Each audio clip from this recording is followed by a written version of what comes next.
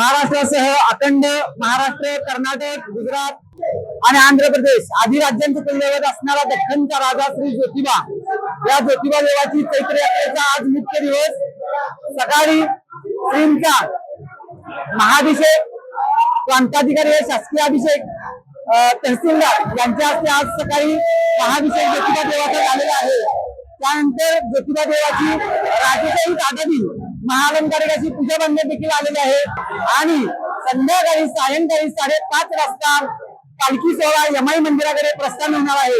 त्या यमाई मंदिराकडे जमदग्नी ऋषी आणि रेणुका देवीचं विवाह सोहळा संपन्न होतो आणि या विवाह सोहळ्यात नाथ केदार म्हणजे दख्खनचा राजा उपस्थितीमध्ये आपल्या सर्व लवाजमासह सर्व भाविकांचा मेळा घेऊन त्या ठिकाणी पोहोचतात आणि या ठिकाणी यात्रेची सांगता होते। अशी चैत्र यात्रा प्रामुख्याने महाराष्ट्रातून अनेक ठिकाणून लोक वर्षभरातून या चैत्र यात्रेची वाट पाहत असतात।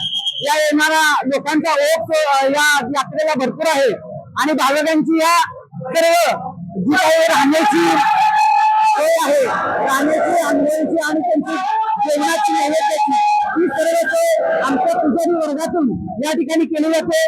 प्रत्येक पुजाऱ्यांच्या घरी या भाविकांची सोय, प्रत्येक गावावरून येणारे पुजारी आहेत त्यांची ही सगळी सोय या ठिकाणी करून त्यांना मंदिरामध्ये सर्व पूजा अर्चा करून या ठिकाणी या यात्रेचा प्रारंभ आणि सर्व विधी कार्य होऊन या यात्रेचा सांगता देखील या ठिकाणी होते।